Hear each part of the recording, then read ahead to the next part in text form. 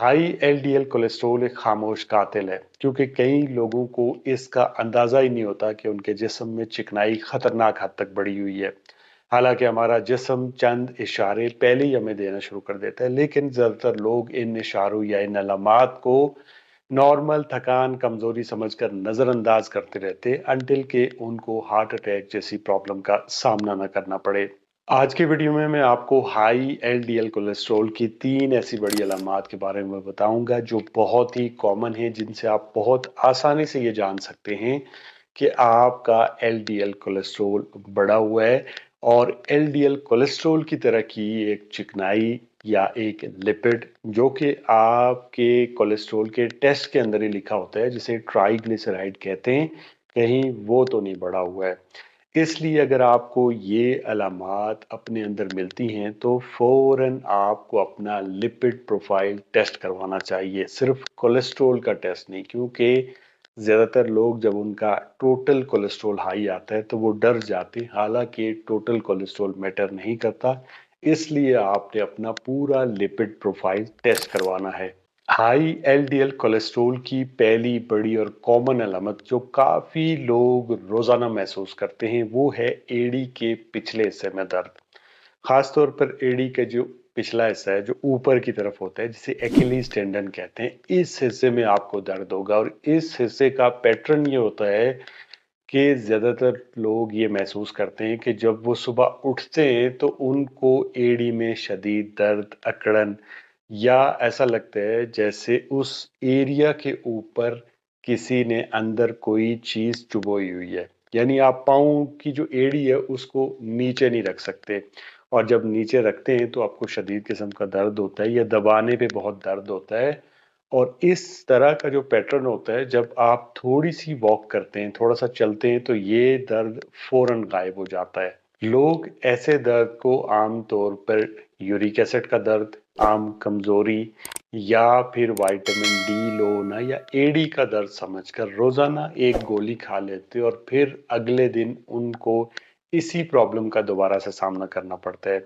हालांकि ये एक वाज़ेह अलामत होती है कि आपके जिस्म के अंदर जो खराब कोलेस्ट्रॉल है, एलडीएल या ट्राइग्लिसराइड, वो बढ़े हुए हैं। क्योंकि जब इजाफी गंदी चिकनाई आपकी टेंडन के इर्द गिर्द जमा होती है तो फिर वहां पे आपको दर्द होता है, वहां पे आपको सूजन होती है, अकड़ाव महसूस होता है।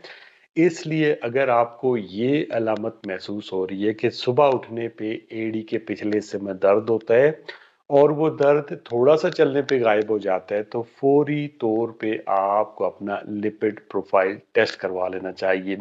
यकीनन आपका एलडीएल कोलेस्ट्रॉल या ट्राइग्लिसराइड बढ़े हुए होंगे। हाई एलडीएल कोलेस्ट्रॉल की दूसरी बड़ी अलामत आंखों के इर्द गिर्द पीले रंग के धब्बे नजर आना। अगर आपको अपनी आंखों के इर्द गिर्द या आपको किनारों पर या पलकों के ऊपर पीले रंग के नरम धब्बे या चिकनाई जैसे स्पॉट नजर आते हैं तो इसे मेडिकल टर्म में ज़ैंथेलाज़्मा कहते हैं।